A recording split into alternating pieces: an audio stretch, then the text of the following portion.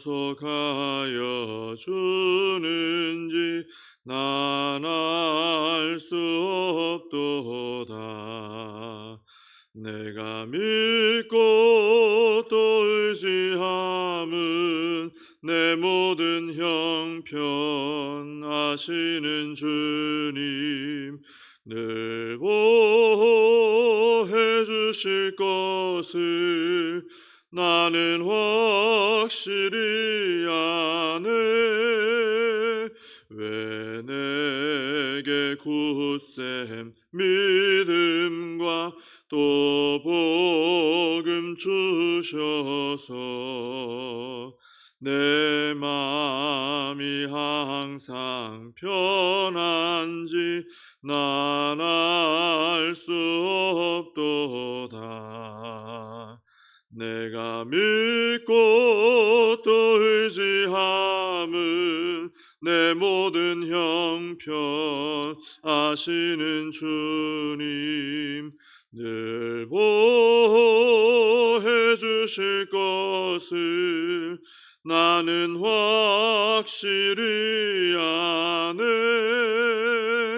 왜 내게 성령 주셔서 내 마음 감동해 주 예수 믿게 하는지 난 알 수 없도다. 내가 믿고 또 의지함은 내 모든 형편 아시는 주님 늘 보호해 주실 것을 나는 확실히 아네.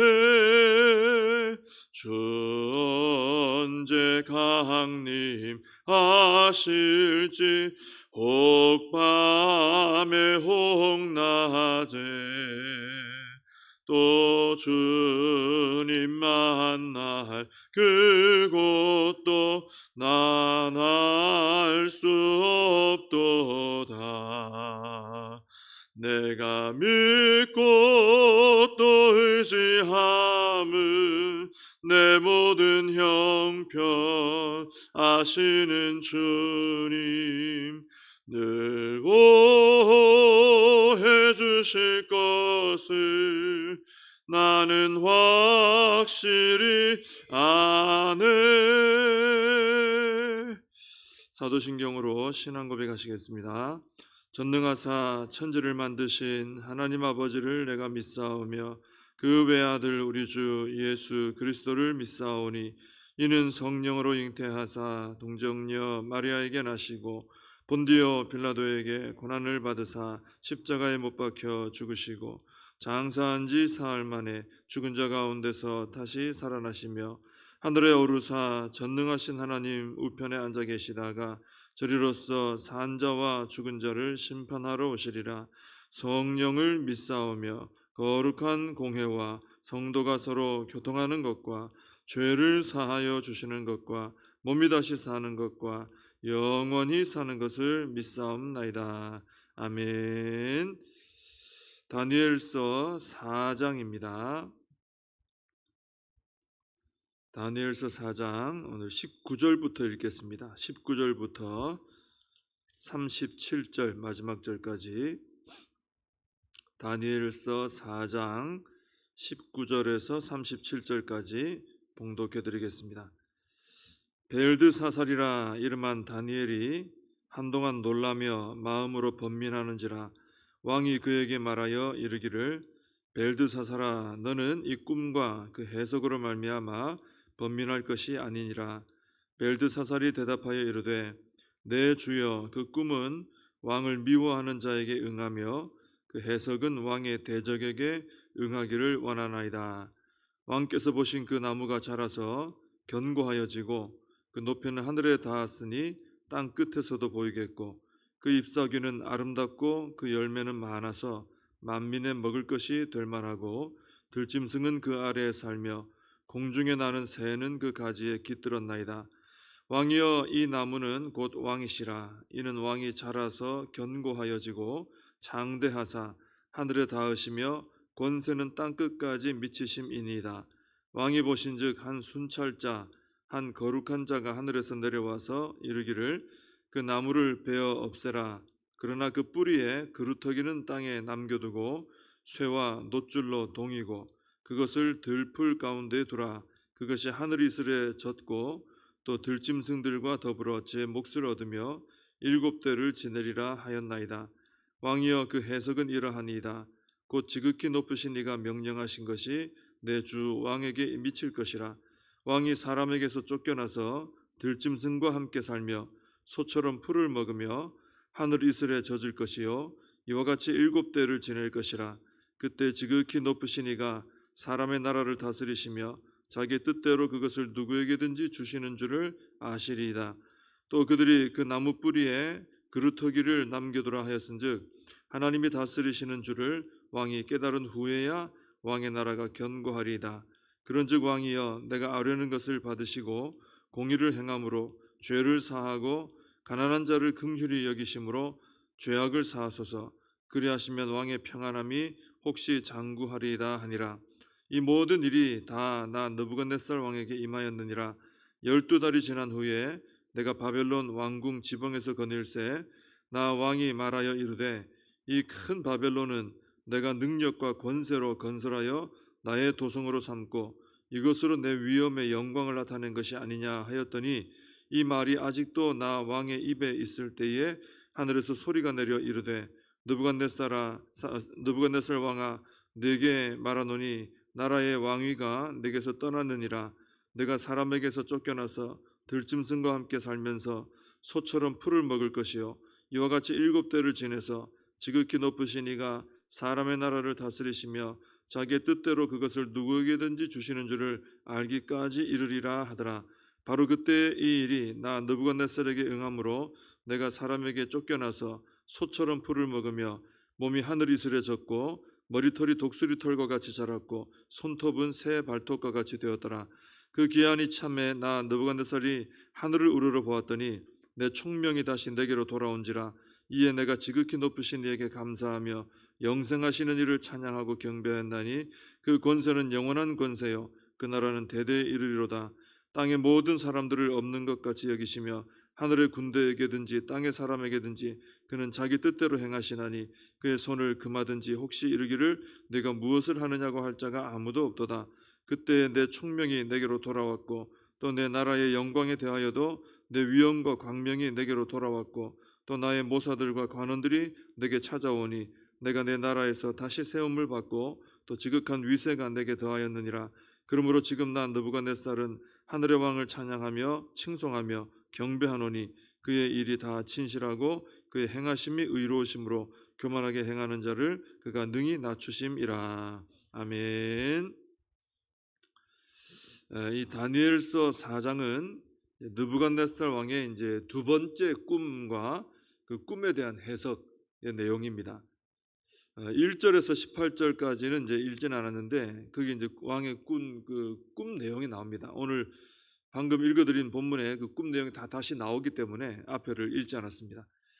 그 다음에 19절에서 27절까지는 다니엘이 해석하는 내용이고 28절에서 33절까지는 그 꿈이 이루어진 그대로 이루어진 것을 설명하고 있고 34절에서 마지막까지는 느부갓네살 왕이 이제 하나님을 찬양하는 그런 내용입니다. 그러니까 느부갓네살이 어떻게 보면은 교만하게 행하다가 하나님을 어떻게 보면 고난 가운데 만나고 회복되고 하는 이런 내용을 보여주고 있는 것입니다. 이 느부갓네살 왕이 꾼 두 번째 꿈의 내용은 요약을 좀 하면은 땅의 중앙에 아주 높은 나무가 이제 견고하게 선 것을 꿈에서 봤습니다. 잎사귀도 많고 또 열매도 많고 모든 사람들이 와서 먹고 들짐승과 새와 육체를 가진 모든 것이 와서 모든 먹을 것을 얻는 그런 아주 크고 풍성한 나무였습니다. 그걸 꿈에서 봤습니다. 근데 하늘에서 한 순찰자가 내려와서 뭐라고 했냐면은 그 나무를 베라, 그 가지를 자르라, 잎사귀를 떨고 열매를 해치고 짐승들 거기 모여 있는데 떠나게 하고 새들 쫓아내라.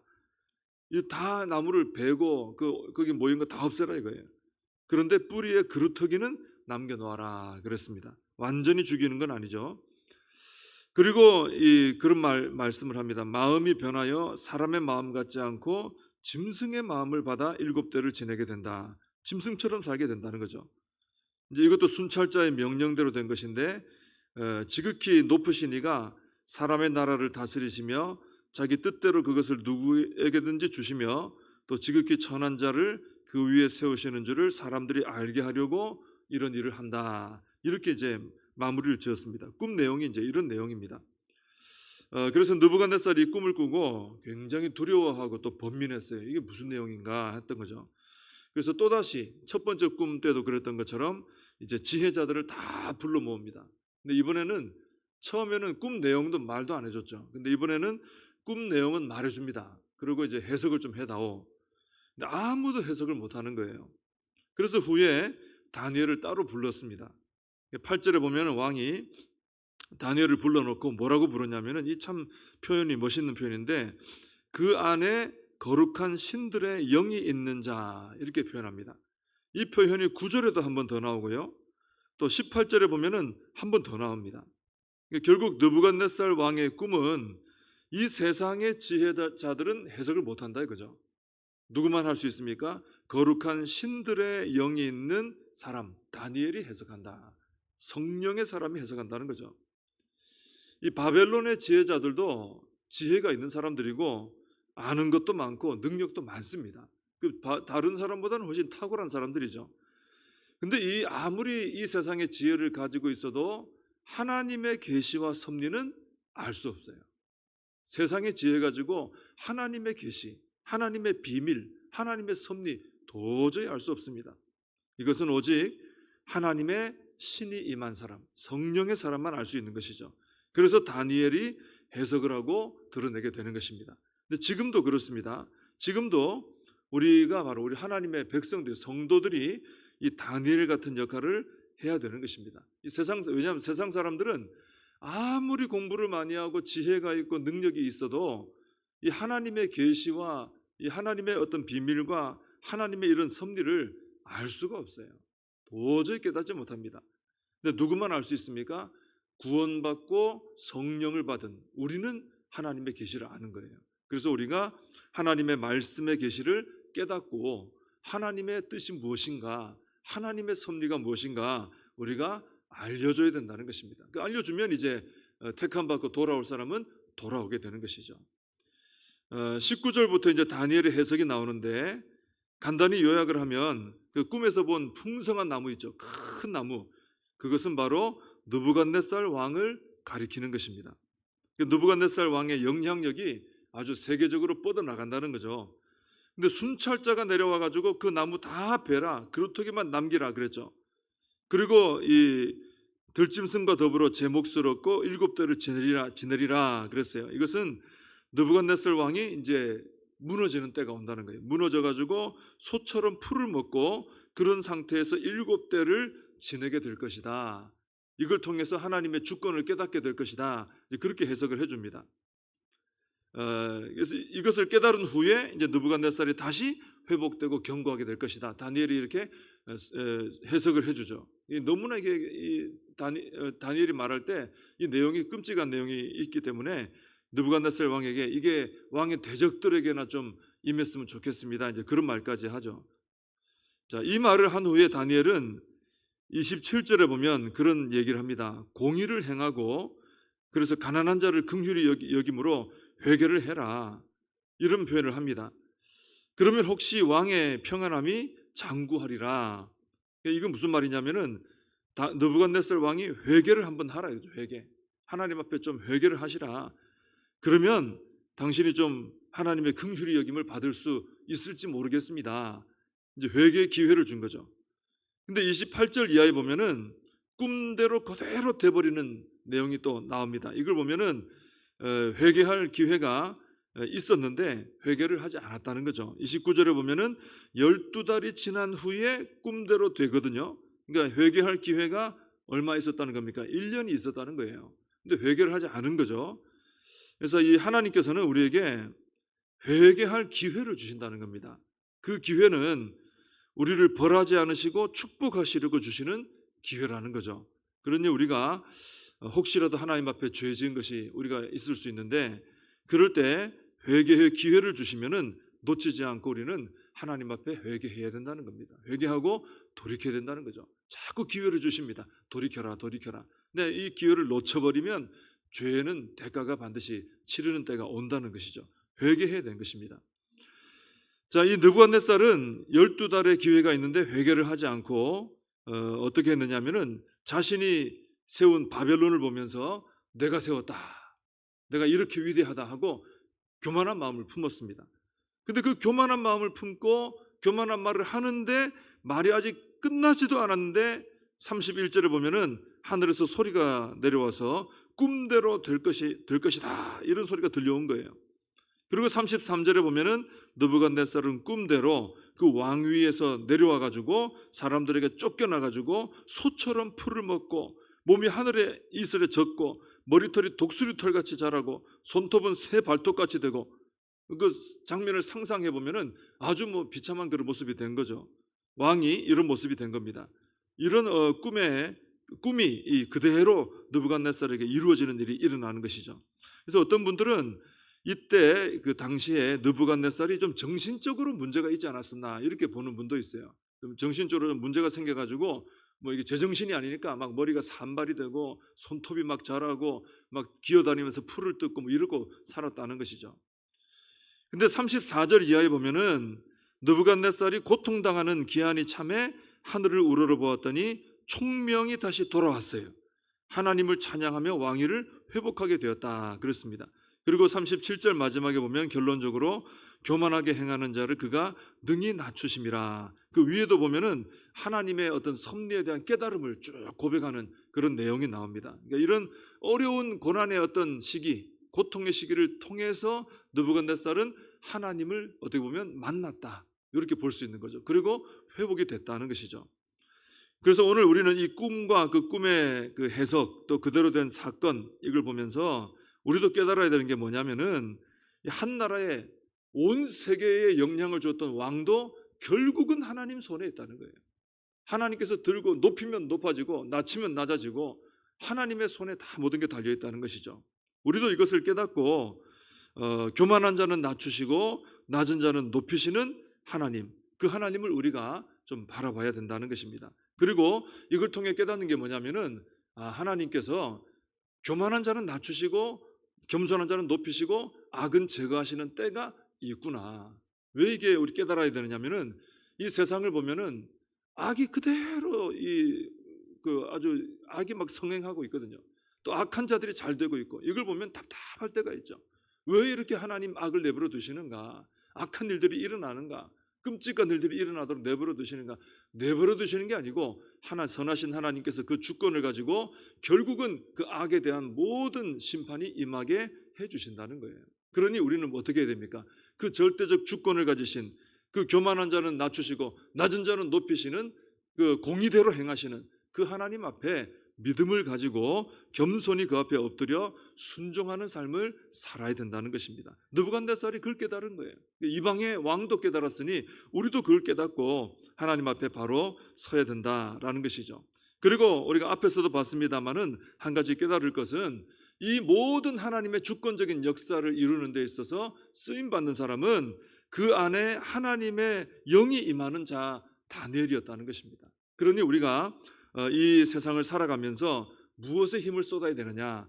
열심으로 기도해서 성령 충만해서 성령의 지배를 받고 하나님의 하시는 일에 쓰임받는 삶을 우리가 살아가야 된다라는 것이죠. 굉장히 짧은 나그네 인생길 아닙니까? 이 안에서 우리가 의미 있게 살려면은 성령 충만하여 이 땅 가운데 진리를 드러내며 살아가는 이런 삶을 살아가야 된다. 이것을 깨닫고 오늘 하루도 하나님 안에서 성령 충만함으로 살아가는 우리가 되어야 할 줄 믿습니다. 기도하겠습니다.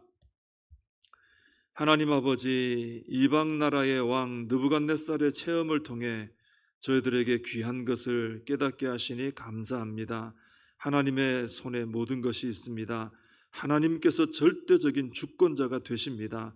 높은 자 낮추시고 낮은 자 높이시고 악을 제거하시고 심판하시고 하나님께서 모든 것을 공의대로 행하심을 깨닫게 됩니다. 하나님 그러므로 이 땅을 살아가면서 답답하다고 하나님 원망할 것이 아니라, 답답하다고 하나님 아버지 우리가 믿음을 내버릴 것이 아니라, 하나님의 절대적인 주권대로 선하신 뜻대로 이루어짐을 믿고 저희들은 하나님 앞에 엎드려 겸손히 엎드려 하나님 말씀대로 순종하며 살아가는 저희들의 삶이 되게 하여 주시옵소서. 특별히 저희들도 다니엘처럼 성령 충만케 하여 주시옵소서. 성도들이 이 땅에서 아버지 할 역할을 감당할 것이 있는 줄로 믿습니다. 성령 충만, 진리 충만하여서 이 땅 가운데 하나님의 뜻을 드러내며 살아가는 저희들의 삶이 되게 하여 주시옵소서. 예수님의 이름으로 기도하옵나이다. 아멘. 주님 가르쳐 주신 기도로 예배를 마칩니다. 하늘에 계신 우리 아버지여, 이름이 거룩히 여김을 받으시오며 나라에 임하옵시며 뜻이 하늘에서 이룬 것 같이 땅에서도 이루어지이다. 오늘날 우리에게 일용할 양식을 주옵시고 우리가 우리에게 죄진 자를 사하여 준 것 같이 우리 죄를 사하여 주옵시고 우리를 시험에 들게 하지 마옵시고 다만 악에서 구하옵소서. 대개 나라와 권세와 영광이 아버지께 영원히 있사옵나이다. 아멘. 오늘 말씀 붙들고 함께 기도하시고 이 나라 민족을 위해서 기도하시고 또 우리 교회와 다음 세대 사명 붙들고 함께 기도하겠습니다.